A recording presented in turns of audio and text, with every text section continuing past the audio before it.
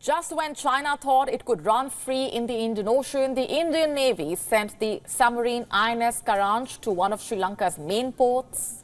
Now, this might come as a spoil sport for China, whose research vessel Xiang Yang Hong 3 sailed towards the Maldives earlier in the month.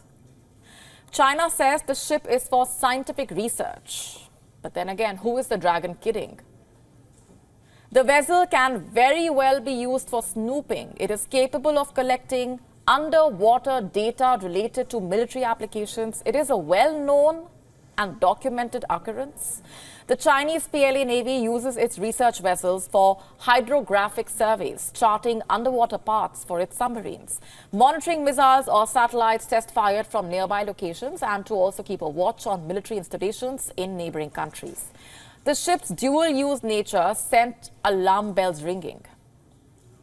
And India responded in full. It deployed the INS Karanj in the Colombo port for 2 days. Officially, the submarine's purpose was to refuel and restock, but it is being speculated that it could have been tasked with monitoring the Chinese vessel's activities. Let me just tell you more about INS Karanj. The diesel-electric submarine is 67.5 meters long. It is equipped with the best sensors in the world. It is also one of the quietest submarines. Its powerful diesel engines can quickly charge batteries for a stealth mission profile. How can it be a spoil sport for China? In a lot of different ways. Firstly, if China's Xiang Yang Hong 3 wanted to collect physical samples from water, the submarine could have stirred up sediments or disrupted the ocean currents to invalidate those samples. If the Chinese research involved acoustic methods like sonar or underwater microphones, the Indian submarine could generate noise to interfere. Its presence could also virtually disturb marine life, thereby affecting the Chinese sample collection. All in all, the INS Karanj spelled bad news for China. It would not let the Chinese vessel get away with its so-called research. The timing of this whole incident made it even more interesting. The Sri Lankan government recently decided not to allow China's research vessels to dock at the ports of Sri Lanka or operate in the exclusive economic zone of the country for a year. So now Beijing chose to leverage its friendly relations with Moïse's regime in Mali and opted to use the ports of the Maldives to dock its research vessel. You see, the political equation in the region is getting tricky. Maldives' new president, Mohamed Moïse, is upping the ante against India. India is also worried about the possibility of China building an ocean observatory in the Maldives, but it is sending out strong messages. When Moïse gave a green flag to the Chinese vessel, little did China or the Maldives know that the ship would be tailed by an Indian submarine.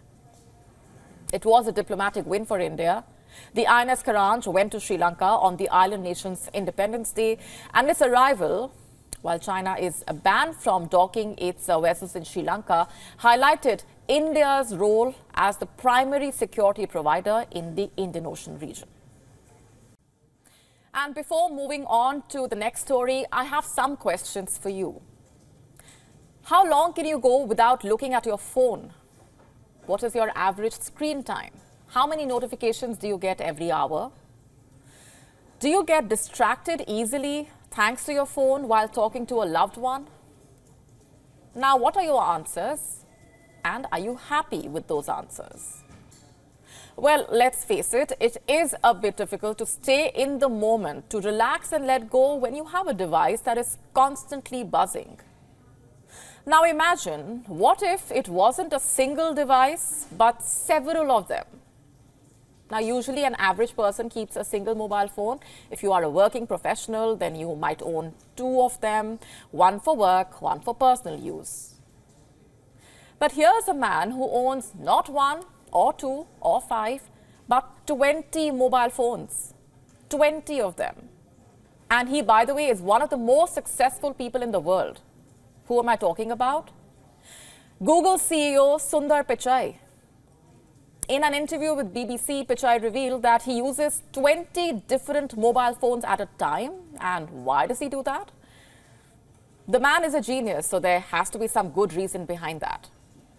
The Google CEO says it's a part of his job. that he needs to test different models of phones to ensure that Google products are working well. His multiple phones are a commitment to keep up with technological advancements and to always make sure that Google remains innovative. But still, can you imagine having 20 mobile phones?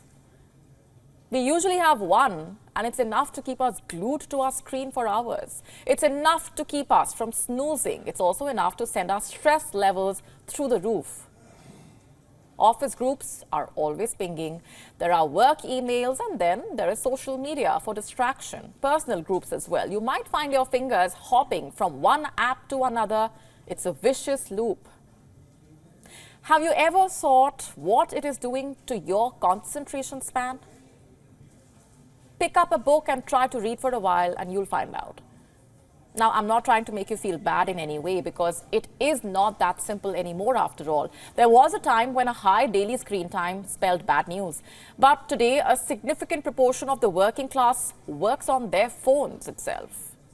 Think of the content creators, for example, the graphic designers, the social media managers, the writers, the app developers, or the heads of tech giants like Google. They need smartphones and other devices to make a living. But what about your peace of mind then? Can't peace of mind and success go hand in hand? The lines have blurred, it seems. Yes, it's important to stay on top of your deadlines, to stay on the top of trends, the updates, the tech innovations. But to what extent? How many phones do you need to rule the world? 20 of them? If you were to follow Sundar Pichai's footsteps, now let me tell you how many you need to ruin your mental health. Only one, if used without focus or clear intentions. And from what's happening in space, let's now turn to a story that is out of this world. In fact, it gives a sneak peek into what life might look like in the future. Let me ask you this. When was the last time you had rice? Maybe your last meal had rice in it. Maybe it's been a while. Maybe you hate rice. But what if the rice was made in a laboratory? Sounds crazy, right? Well, this is not some distant reality. It is happening now. And what also makes this rice extraordinary, by the way, is the fact that it is non-vegetarian rice. Sounds unheard of, right? Well, that was my reaction as well. Let me tell you what's cooking. This story is about a different kind of rice. Researchers have made rice grains with beef and cow fat cells grown inside them. How exactly was that done and why? Let me dish out the details. It's been called a new type of hybrid food. Scientists say that the rice could be an eco-friendly source of protein, that it could also be a more affordable source of protein than traditional beef. How is it made? Basically, the traditional rice grains were covered with fish gelatin. This coating was used to basically enable the beef cells to latch on. And then these grains were left in a petri dish to culture for up to 11 days. The rice was tried with various accompaniments, and it was a good match with a variety of dishes, by the way. This is being called a breakthrough achievement for multiple reasons. It's been called the food of the future or experimental food. The researchers say it could provide relief for famine situations. It could make food production more sustainable. It could also be used as rations for the military or for astronauts. What it also means is that mixing animal cells into rice means that it can be a new complete meal, given that rice basically is a carbohydrate with smaller proportions of protein, fat, etc. According to the researchers, the rice had 8% more protein and 7% more fat. The team is exploring sustainable supplies of cells that can be maintained in the laboratory without requiring more animals. And future versions could have other types of meat or fish so that different tastes and nutritional requirements can be accounted for. And the thing is, this is not the first time lab-grown or cultivated meat products are being explored. Remember the time when the first lab-grown burger was unveiled? This was in the year 2013. In fact, recently Singapore started selling the world's first cultivated chicken product. Meanwhile, in sharp contrast, Italy has backed a bill to ban lab-produced meat. This was basically done to protect the country's food traditions. For this latest study, cells taken from livestock were used, but if a cell line can be developed, meaning that cells that continue dividing and growing over long periods of time, they can get the cells without livestock breeding. And following that, a sustainable food system can be put in place. As of now, the rice will not be available out there in the market. The plan is basically to develop the process further so the cells can grow better in the rice grain and produce more nutritional value. But the question is, would you want to have lab-grown food? Write to us and let us know.